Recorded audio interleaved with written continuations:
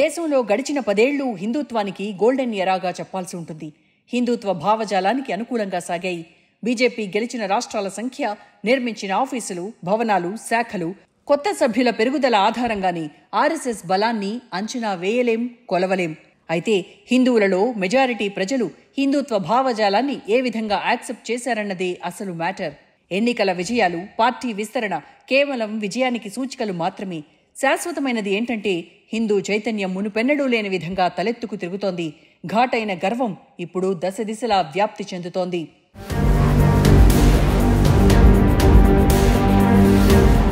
హిందువులు గతంలో తమను తాము బయటకు ఎక్స్పోజ్ కావడానికి జంకేవారు. అయితే ఆ భావనను ఆర్ఎస్ఎస్ సమర్థవంతంగా తొలగించింది.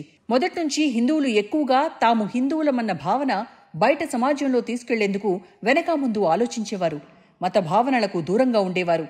అలా చేస్తే మతతత్వం, విమర్శలు, ఆరోపణలతో సమాజానికి నష్టమని భావించారు. దీంతో సమాజంలో లౌకికవాదం ముసుగు విజృంభించింది.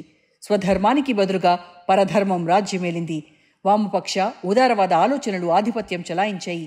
బహిరంగంగా మేమిది అని చెప్పుకునే పరిస్థితులను తగ్గించాయి. ప్రజల్లో మతం ఆధారంగా జీవించాలన్న ఆలోచనను దూరం చేశాయి. మతం ప్రైవేట్ అయిపోయింది, కులం హైలైట్ అయిపోయింది.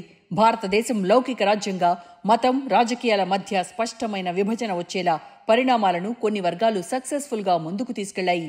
మతం ద్వారా సాధించేదేమీ లేదన్న భావనను సమాజంలో కలిగించడంతో హిందువుల్లో స్తబ్దత వచ్చింది.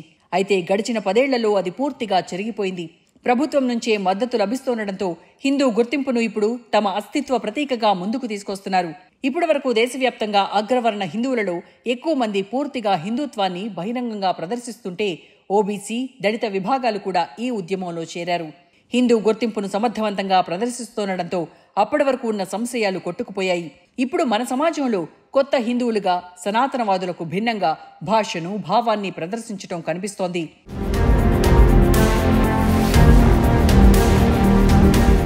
ఇదంతా బాగానే ఉన్నప్పటికీ మన సమాజంలో ఉన్న పొరుగు మతాల విషయంలో విద్వేషం, హిందుత్వంపై గాయాలు చేసే ప్రమాదం ఉందని తాజాగా రుజువవుతోంది. ఇలా హిందుత్వాన్ని బహిరంగంగా ప్రదర్శిస్తున్న సమయంలో అంతర్లీనంగా కొన్ని ప్రశ్నలు ఉదయిస్తున్నాయి. ఈ పునాది ముస్లింల పట్ల ద్వేషంపై నిర్మితమవుతోంది. దీనివలన హిందువులలో ఎక్కువ భాగం హిందుత్వకు సైలెంట్గా మద్దతిచ్చే అనేక మంది ఆలోచనలో పడేలా చేస్తోంది. భవిష్యత్తులో ఎదురయ్యే సవాళ్లకు వారు భయపడుతున్నారు. ఇది అదుపు తప్పితే విస్తృత అనర్థాలకు దారితీస్తోందనే ఆందోళన ఎక్కువవుతోంది. నాగరిక లక్ష్యంగా హిందువులను ఏకం చేయాలని ఆర్ఎస్ఎస్ గొప్పగా భావిస్తున్నప్పటికీ అంతర్గతంగా చీలికలు సృష్టించబడ్డాయి. హిందువులు ఇప్పుడు చాలా మంది పోలరైజ్ అయ్యారు. బీజేపీ నేతల దూకుడు మాటలు, ప్రభుత్వ యంత్రాంగాలు గతంతో పోల్చితే హిందుత్వ భావజాలానికి మద్దతుగా నిలుస్తుండటంతో ఇన్నాళ్లు తమ ఐడెంటిటీని బయటకు చూపించాలా వద్దా అన్న సంకోచంలో ఉన్న హిందూ జనాభాలోని ఒక వర్గంలో భయం, ఆందోళన పెంచుతోంది. కొత్తగా కొందరు తాము ఇప్పుడే హిందుత్వాన్ని స్వీకరించామన్న ఆలోచనతో చేస్తున్న కొన్ని కార్యక్రమాలు, పనుల విషయంలో కలిగే ముప్పును ఆర్ఎస్ఎస్ పసిగట్టింది. 2018 నుండి ఆర్ఎస్ఎస్ చీఫ్ మోహన్ భగవత్ హిందువులు చేస్తున్న అనేక వివాదాస్పద ప్రకటనలపై వైషమ్యాలను తగ్గించే ప్రయత్నం చేస్తూనే ఉన్నారు.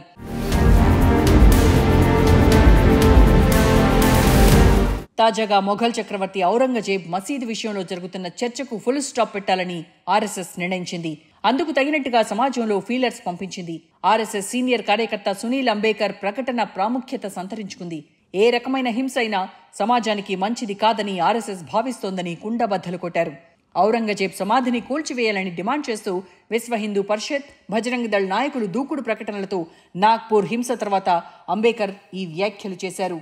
ఔరంగజేబ్ మసీద్ వ్యవహారం, పుకార్లు ముస్లిం సమాజంలోని కోపాన్ని రగిలించాయి. రాళ్ల దాడికి, ప్రజా ఆస్తుల దహనానికి కారణమయ్యాయి.